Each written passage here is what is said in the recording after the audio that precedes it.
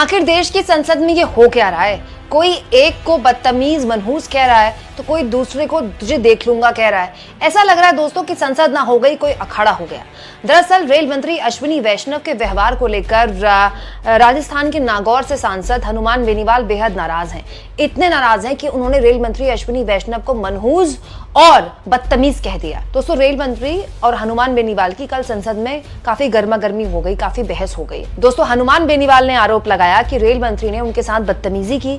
सवाल पूछा हनुमान बेनीवाल ने रेलवे के घटते खर्च को लेकर, तो उनसे कहा रेल मंत्री ने कि आप संसद से बाहर चले जाइए। हनुमान बेनीवाल ने यह भी कहा कि रेल मंत्री ने उनसे संसद में कहा कि मैं तो आपको देख लूंगा। दोस्तों, हनुमान बेनीवाल का आरोप है कि वो संसद में जो रेलवे ने कटौती की है उस पर चर्चा के लिए कुछ रेल संबंधी डिमांड्स के बारे में जानकारी चाह रहे थे रेल मंत्री से।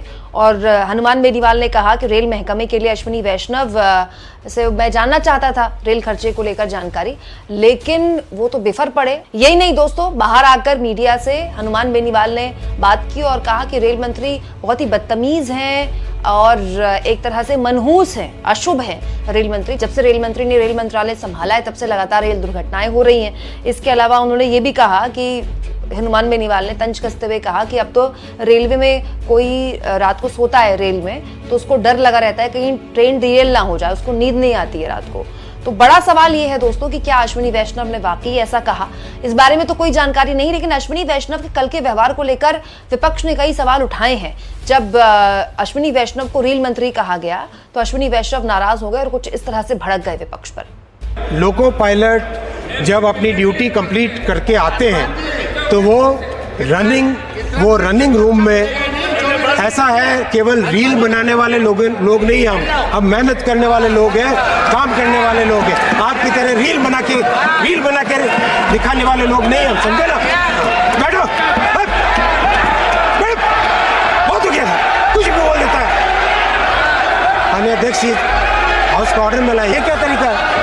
कुछ भी बीच में बोल देते हैं।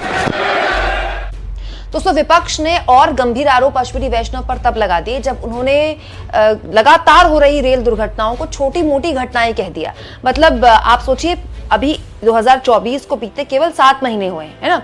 7 महीने में 19 रेल हादसे हो चुके हैं, 19 रेल हादसे। और अश्विनी वैष्णव के रेल मंत्री होते हुए 3 साल में 131 ट्रेन हादसे हो चुके हैं। दोस्तों, रेल मंत्री को समझना चाहिए कि ये पूरा का पूरा मसला कहीं भी पर्सनल होने वाला नहीं है।